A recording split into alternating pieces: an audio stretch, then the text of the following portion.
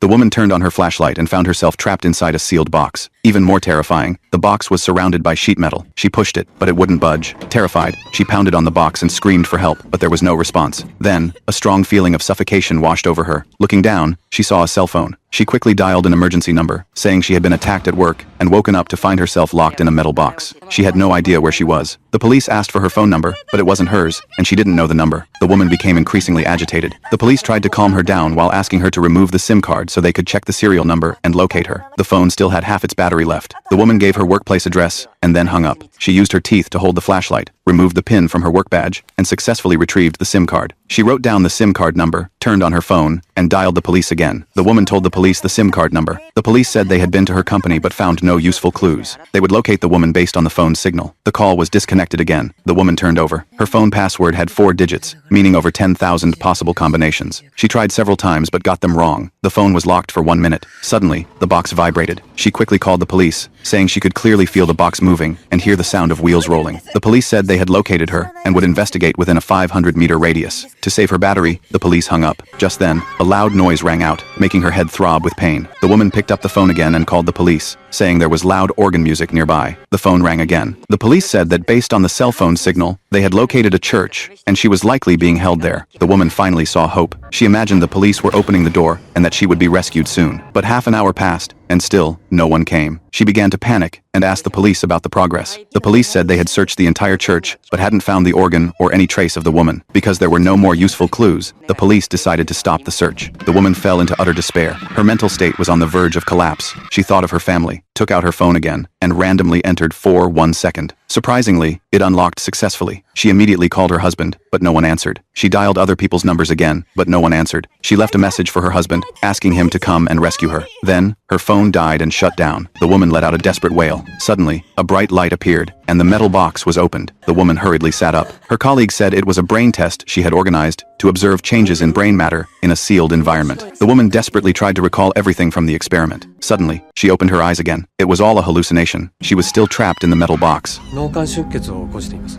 何かで殴られたような衝撃があったはずです。 It turns out that the woman's intense feeling of suffocation was the laryngoscope the doctor used. The sensation of the box moving was the doctor pushing the gurney. The loud organ music and headache were from a brain CT scan, and the hallucinations she experienced from seeing the light were the doctor examining her eyeballs. She is now in a vegetative state, and her consciousness is trapped in that sealed metal box, possibly never to emerge.